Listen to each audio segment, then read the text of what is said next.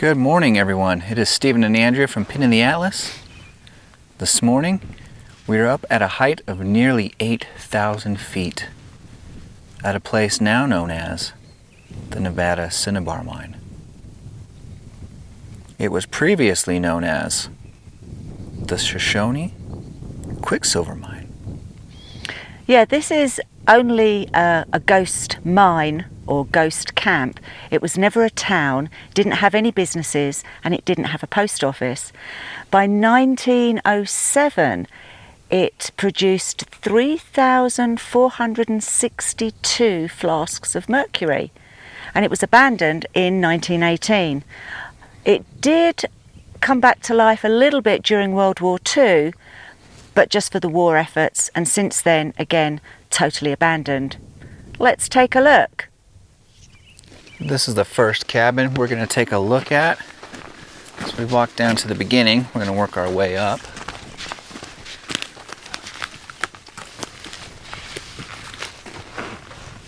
So I wonder what they had hanging off of there. Again, look at the nice weathered wood. And then inside here, see, the door is almost looks like one of those glass doors now. All the wood's missing from it.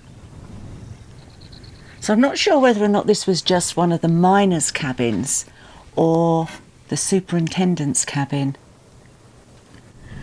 This one's being a just single one room. Yeah, that's what makes me think it could have possibly been superintendent's. Right. Have you seen the size of that bird's nest on top? Wow. That's some big bird. Go check out the next one in line. And this one is built a little bit differently. You can see it's got roofing material along the side. A little bit of added protection from the elements. And this one's divided into two sections.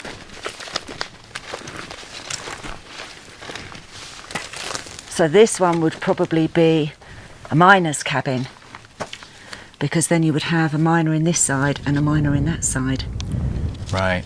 And I wonder if there were, because each side is exactly the same. You see you got a window there, a little window here. I wonder if there was like a bed underneath each one so you could fit 4 miners into here? Yeah, to put 2 on each side. Maybe. There's a little closet in the back there. Oh yeah. And unfortunately, it looks like people have been trying to find the pipes. This was all wired for electricity, and they did have showers up here and toilets. Oh, okay, well, that's good. So you can see the first 2 cabins. And then here, this looks like it might have been an old air compressor tank or something. People have been using it for target practice now. And then we'll come up to this next cabin, which looks to be built a little bit more similar to the previous one. It's got windows on the side, yet they're smaller in the roofing material. Very wide door.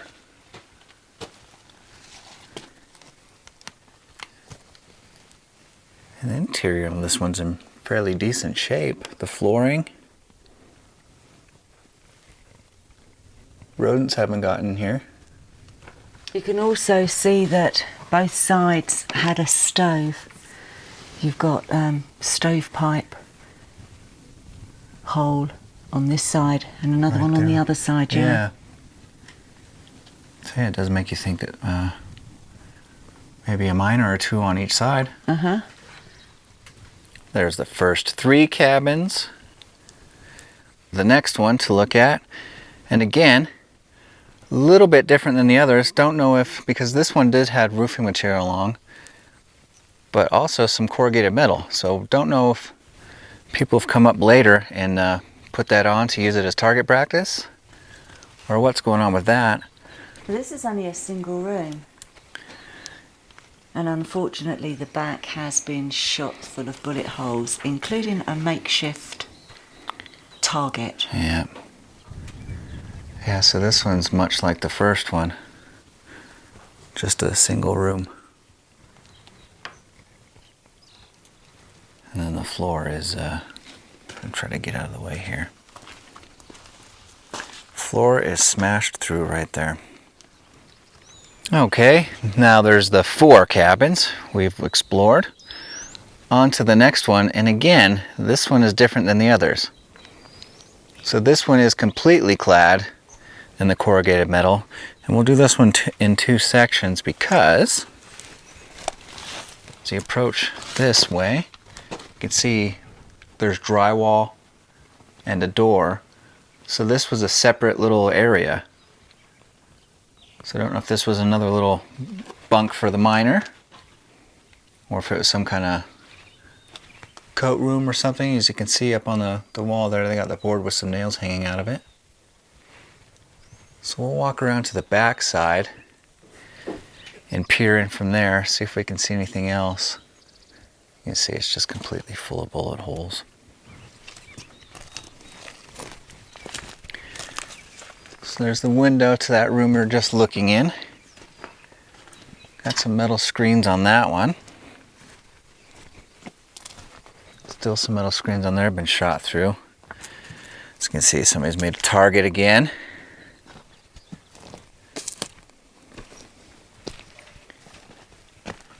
Along the back side.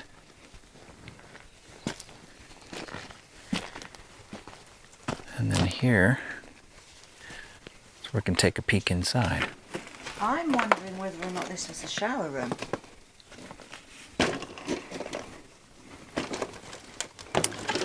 Because you've got 5 separate rooms, all small, a main area here. Yeah, that's very... I don't want to go in because I don't know what this floor's going to be like. Yeah, that floor looks pretty rickety. But I think it could possibly be showers. Yeah. Looking down at all the previous ones we've explored so far, and on to the last one in this row, which is in the worst shape of all of them. This one's just completely falling apart. This one looks like it's had more target practice. Yeah. I think that's what also people don't seem to realise. Them using these places for target practice, it is destroying them. It is. It's, you know, there's no reason to be shooting these buildings up. No good reason. And then again, this one is different than the others. You got some benches there, so I wonder if this was like the assay's office. Maybe. But you can see how the floor is just completely buckled. And just across from the cabins, there's just the remains of this structure. This could have been... There was an 8-car garage up here. So I'm wondering whether or not this was part of that. Very well could be. It was quite a substantial building, it looked like. It's just too bad so much of it is gone. Is that a big refrigerator? Yeah, massive. I don't know what that is down there. I don't know whether it's a nest of some sort. That could be. It stinks. But yeah, huge double fridge. And then there's another one. Oops, I'm getting caught up on the wood. Don't know what that is. And that's at a funny angle. Yeah, it's got, you can see from the bottom, it's not destroyed like that. That is built that way. This reminds me of one of those, you know, when you have like all your drinks, your canned drinks, and because of the way the angle is. Like a cooler in a convenience store? Yeah. It does have that appearance. So look at all the broken glass in the bottom there. This appears to be the best intact building on the site. Now I wonder whether or not this was the mess hall. Yeah, because I haven't seen any kitchen or anything on anything else, so...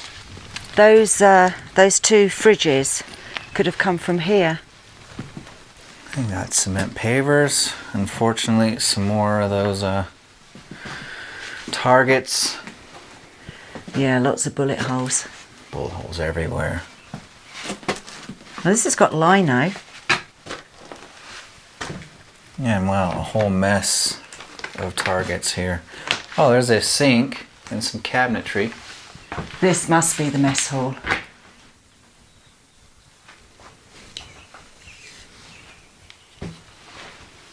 And into...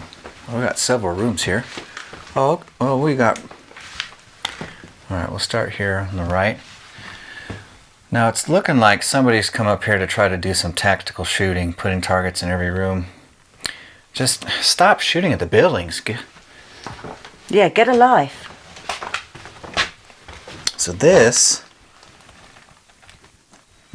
looks like it was the restroom. There's remains of a toilet.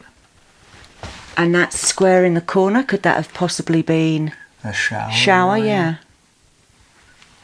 It's got all cement foundation. And you can see behind the wall there's wallpaper, and then they've put another layer on top. Yeah. A vent pipe for the stove right there.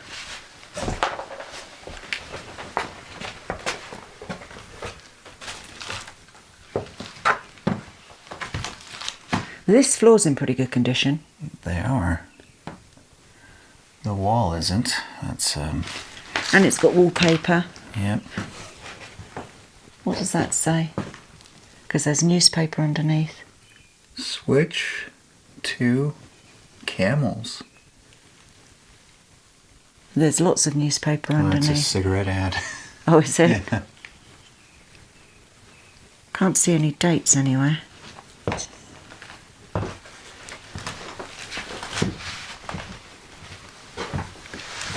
Oh, I've got a date. I've got a date. Yeah? Come back, come back.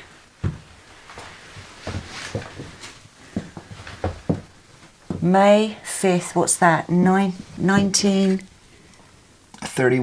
1931.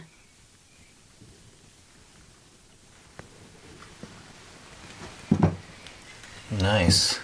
Well spotted. So this, I mean, as I said, it was abandoned in the early 1900s, and then it wasn't used again until wartime, and yet that doesn't make sense with the dates on the wall. No. A mattress frame. And this would have been the main room. And then one more room off to the side here. Massive.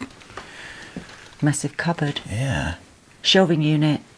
Looks like that would have been pinned against the wall. Just outside the door of that cabin,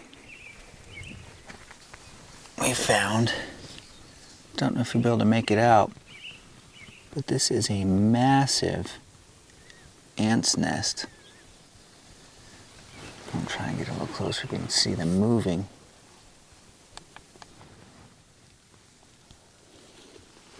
Huge. Goes all through here. Then maybe you can see them on the ground there too. Now in the very center of the screen, see there's some trees and a bunch of bushes, but that has the very distinct look of a tailings pile. So that's got to be one of the original ones. And then obviously right here, this is a more modern one, though you can tell it's been here for a while because of the size of the trees growing up on top of that one as well. And whoop, got a large chimney up over here. This was 50-ton furnace, all run by electricity. Let's go check it out. So we can see the old brickwork here. So this has been around the furnace and the stills. So the ore bin that's really collapsed. Looks like it's fallen back on itself on the hillside. This is pretty unique. Okay, you got the three, looks like smaller, I don't know if there would have been the tubes in there going down to roast the ore, or if you're getting the steam for the mercury.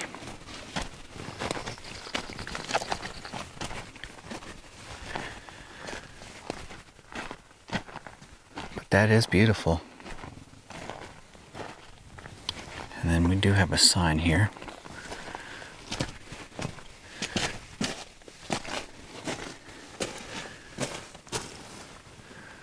Registered mining claim, but there is no claim holder or claim number.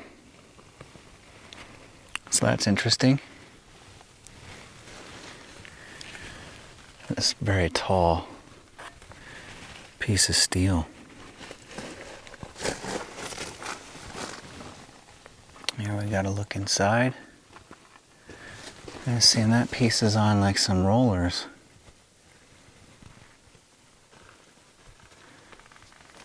Very cool. Look at the size of the nut on there.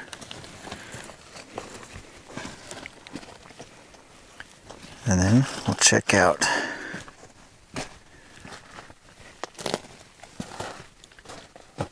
all this framework.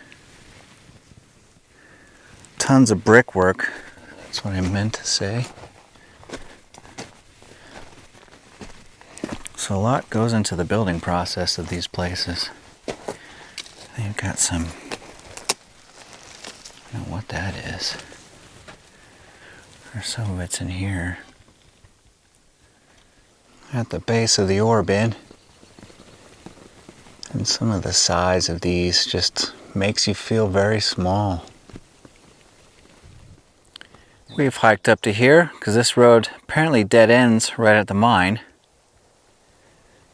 And we know we're getting close. We can see some tailings. And this neat old truck.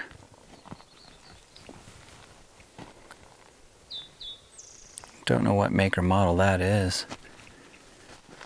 But what I do know is it's beautiful.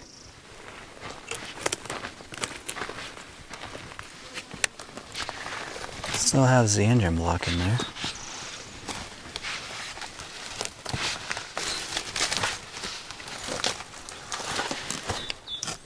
Still got some leather or some fabric on the seat inside. Look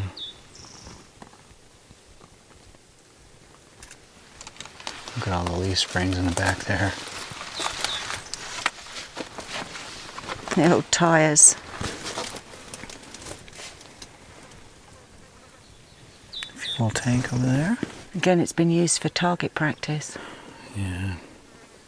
I'd love to have seen this as it was back in the day. Pretty amazing. And then what's this?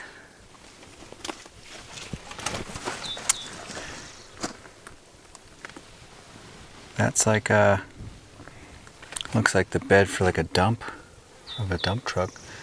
So I don't know if that, I don't think that would have gone onto the back of this truck. That's too big. Yeah, it's huge. Hiked up to the mine, and this more than likely was once the opening portal or the main haulage at it. As you can see now, it is all completely crumbled. But look at the size of that rock that has come down. That is immense. You see, this is a lot of this all looks like collapse. So this was very unstable after time. That's going to do it for the Nevada Cinnabar mine. And now we have a long, arduous journey to get back out of here. Neither one of us are looking forward to it. Very, very bumpy, very four-wheeling. Half the road's washed out. It took us a long time to get here.